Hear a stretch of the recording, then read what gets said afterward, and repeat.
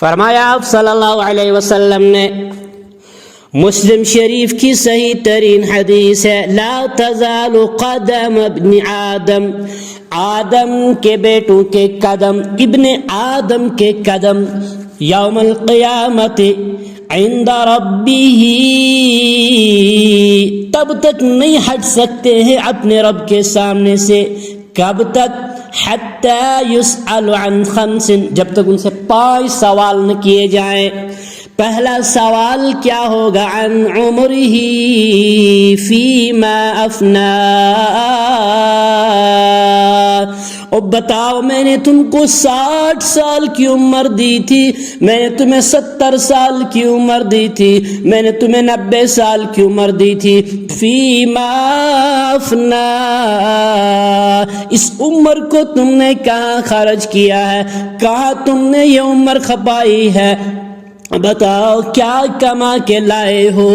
وعن شبابہ فیما ابلا، میں جوان کو اپنی طرف متوجہ کرنے کی کوشش کرتا ہوں۔ جوانوں سن لو، میں جوانوں سے خاص طور پر اب مخاطب ہونے لگا ہوں۔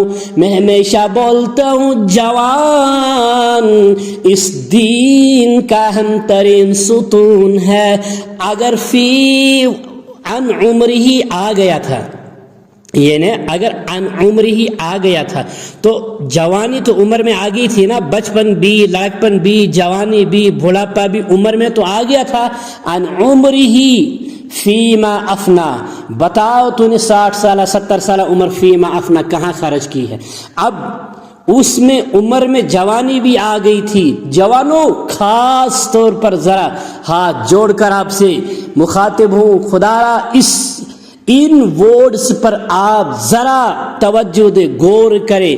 اب اللہ کے نبی صلی اللہ علیہ وسلم نے فرمایا اب ان سے سوال ہوگا، اس سے کیا سوال ہوگا؟ عن شبابی فیما ابلا، اب بتا میں نے تجھے جوانی دی تھی، میں نے تجھے جوان کیا تھا جب تو سب کچھ کر سکتا تھا، تو تب بتا فیما ابلا، کہاں تو نے اس کو برباد کیا جوانی کو، کہاں تو نے اس جوانی کو کھپایا، خرچ کیا ہے، بتا مجھے۔ تو 30 سال سے لے کر 60 سال کے اس درمیانی ان 30 سالوں کا جواب دے۔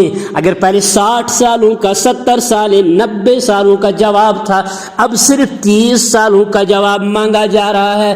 اب بتایا جا رہا ہے کہ جب تو جوان تھا سب کچھ کر سکتا تھا، آج بتا تو پوری کی پوری رات کھڑا رہ سکتا تھا کسی جگہ، پوری کی پوری رات میچ کے پیچھے، کسی اور چیز گیم کے پیچھے جوانی گزار دیا کرتا تھا، تجھ میں اتنی پاور تھی کہ تو پوری رات جاگ سکتا تھا۔ بتا میرے لیے تو نے کتنی راتیں جاگی ہے، کتنے گھنٹے تو نے نیند کو قربان کیا ہے۔ وعن مالہ، اب تیسرا سوال ہوگا، جوان سنو، جوانوں اللہ تبارک و تعالی تیسرا سوال کریں گے، وعن مالہ، وعن مالہ، بتا میں نے تجھے مال دیا تھا، مال کے بارے میں سوال کیا جائے گا۔ من این اکتسبہ، بتا تو نے اس مال کو کہاں سے کمایا تھا۔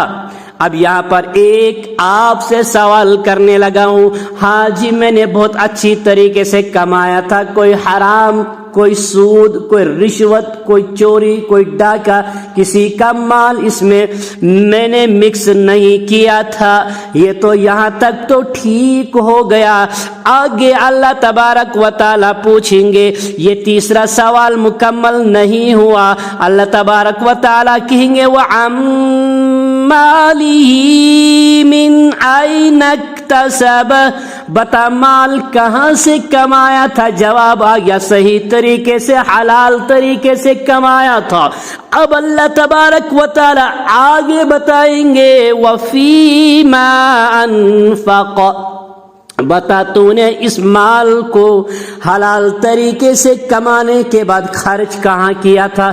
جوانوں کیا بتاؤ گے؟ ہم نے ڈریم 11 کے ریچارج کر کے ختم کیا تھا، ہم نے چرس اور نہ جانے کون کون سے یہ ڈرگس کے انجیکشن لگانے پر خرچ کیا تھا، ہم نے بیہودہ چیٹس کے لیے ہم نے اور نہ جانے بیہودہ نہ کن کن باتوں پر ان کو اس کو ریچارج کر کے خرچ کیا تھا، ہم نے اس کو نہ جانے کہاں کہاں خرچ کیا تھا۔ بتاؤ کیا بتاؤ گے؟ بیڑی پر سگریٹ پر ہم نے خرچ کیا تھا، ہم نے کہاں خرچ کیا تھا؟ کیا جواب دو گے؟